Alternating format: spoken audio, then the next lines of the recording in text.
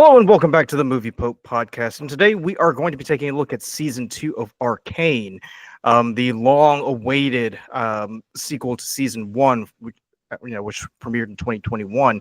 And this was a season that you have been chatting up a storm about, Lee, because you have been excited about this ever since they made the announcement.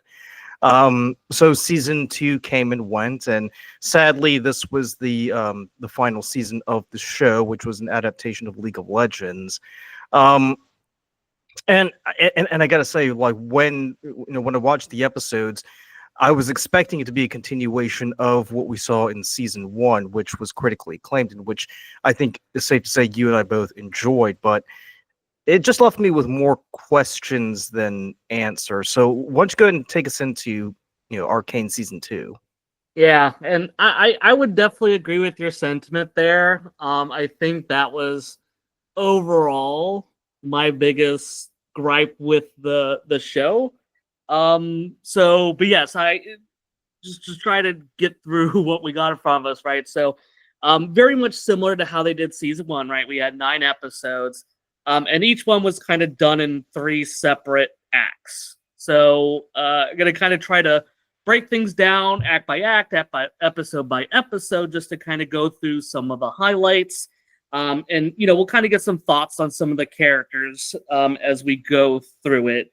And I'm glad that you mentioned season 1, because I was a tremendous fan of the first season. I thought it was fantastic. I love the characters, the animation, the music. There was just so much I thoroughly enjoyed with it, and I think they do capture that in the second season. But there are some parts of it that were left me wondering why there wasn't more seasons. So we can kind of help talk about that. So first episode, right? It starts off. It's literally right after the aftermath of the cliffhanger we got in season 1, where we see Jinx shooting the missile, going towards the council, and we kind of see kind of the aftermath of this, where we have some very significant changes. We see a bunch of the council members were killed.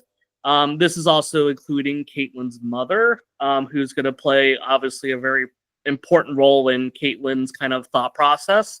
And Victor is critically injured, so we have Jace kind of running him off for him to utilize the Hex Core in an effort to save him. So we have this kind of post-attack, I guess, situation where we have the remaining council people, right, for Piltover, are kind of divided on what they want to do. And I think this is where the show still shows how it could do such a good job of balancing all these characters and all the unique things that they're thinking about that kind of shape their decision making. So we have Ambessa, right?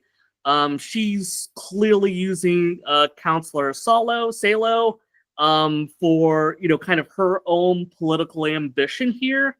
We have Caitlyn, who obviously has such a strong personal connection with the attack because her mom was killed, of all people. So she has this idea of revenge, but I also like how she still remains somewhat level-headed, because she acknowledges that it's not like all of Zaun that is doing it. It is just this one individual, and that is Jinx. And then on the other side, we have Mel, who kind of talks about the power vacuum that Silco being dead is kind of leaving for everybody, and the fact that if Piltover was to send a whole bunch of people to the Undercity, it might cause them to be kind of reunified with their hatred towards the top city. And she also has this other thing where she's thinking about Jason not wanting to use Hex Tech for kind of notorious or villainous reasons.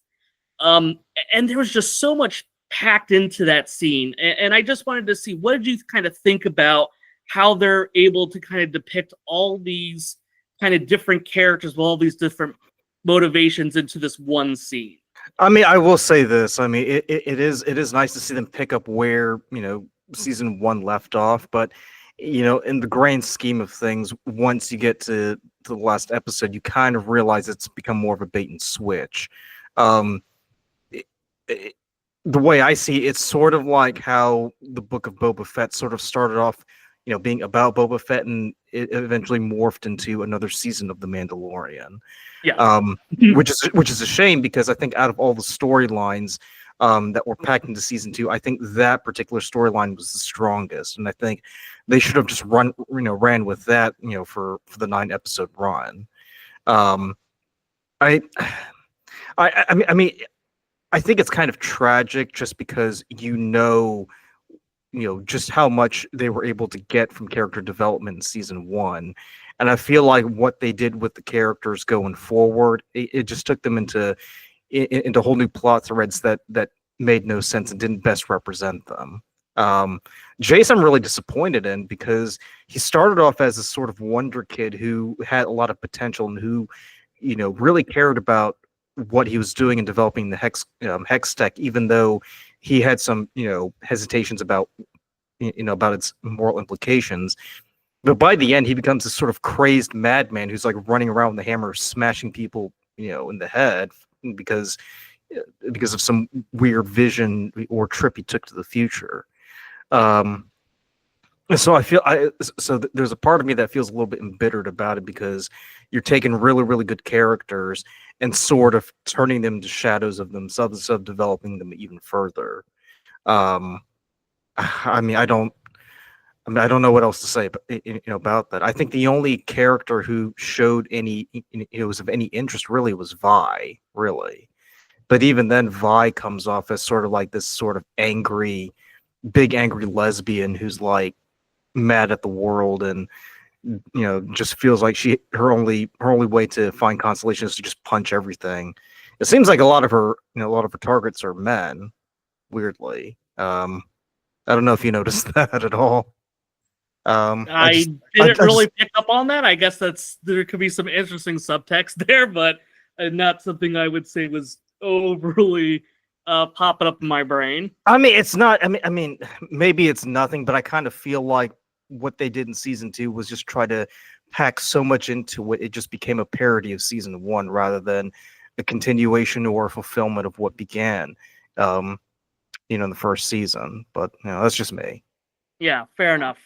And I will say, we'll definitely touch more on the characters, because I agree with you, and I think there's going to be some very clear, interesting character discussions to have at certain key points in the story, because to your point, there definitely is a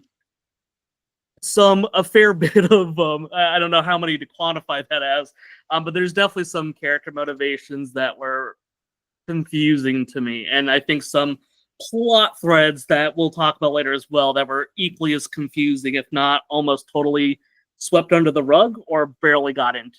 But yeah, I will say, regardless, right?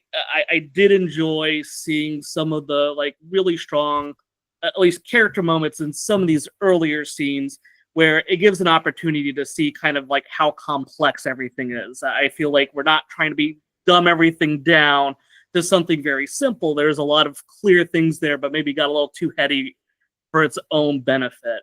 So we kind of have this memorial service that happens for the fallen counselors, and we see that we have this attack once again, and obviously a very highly public situation where you're at someone's funeral, and you have people from Zaun that are attacking the people of Piltover, and you could see that they're pretty much being overwhelmed, and that's Piltover, right? That's being overwhelmed. And we kind of have this really kind of badass moment where Ambessa, with her team, is able to kind of dispatch them and help the Piltover enforcers that are struggling with the enemy. We have that meeting at the very end of the episode, and I like how Nell very, very smartly kind of deduces that the only reason that all these machines and everything were bought up were probably because someone on the surface was helping them. So I thought that was a very nice touch, because I think Nell is always kind of been this kind of smart character, and her obviously being Ambessa's daughter. I think Ambessa knows how to play the political scheme very well. So it's good to see her character still kind of showing that kind of cleverness. So yeah, what are you kind of just your quick thoughts on the first episode? Because I just after the big long wait, how did the first episode kind of strike you as you watched it? Well, see, I thought they were going, they were going for that storyline of there's going to be a civil war or a war between Piltover and Zaun. Yes, right? 100% great. Because that's what it was. Because that's what it was. Building up to in season 1, and then Jinx launches her attack, and she strikes the first blow, and then what you see, in episode 1 of season 2, you're thinking, oh, okay, so I know how the story's going to play out. Again, it's just that bait and switch that's going on here, and I really hate that they did that, because I thought that would have been a far more promising, far more interesting storyline than simply deciding to take a leaf out of Marvel's playbook and do the whole multiverse thing. Well, wait, we will talk about the multiverse. I want you to hold on to that the best you can, because I want to talk about that when we kind of get more about that in the later episodes. Well, that's one of many, because also the Black Rose thing confused me as well, because I scoured. Okay, thank you. I scoured season 1. I did not see any hint of it, so that there are just so many things that just really make me scratch my head. Yes. I'll say this: I'm a bit disappointed with the whole Jinx, as the figurehead or leader of the rebellion, because they started off with this idea that she's going to be the one who unites all of Zaun, and they did go with that storyline for a bit, but then it just petered out at the end. And by episode 8 or 9, you're like, hey, do you guys remember that storyline where Jinx was supposed to lead you guys into a new future? Whatever happened to that? Yeah. And it just fizzled out to the point where they're just like, what story are you talking about? We have no idea what you mean. I mean, we're busy focusing on the fact that Victor has pretty much gone, Thanos on everybody. So yes, yeah, there's definitely some interesting plot threads that unfortunately I don't think really got the screen time they were deserving, and I think that's a perfect segue for the second episode, because a lot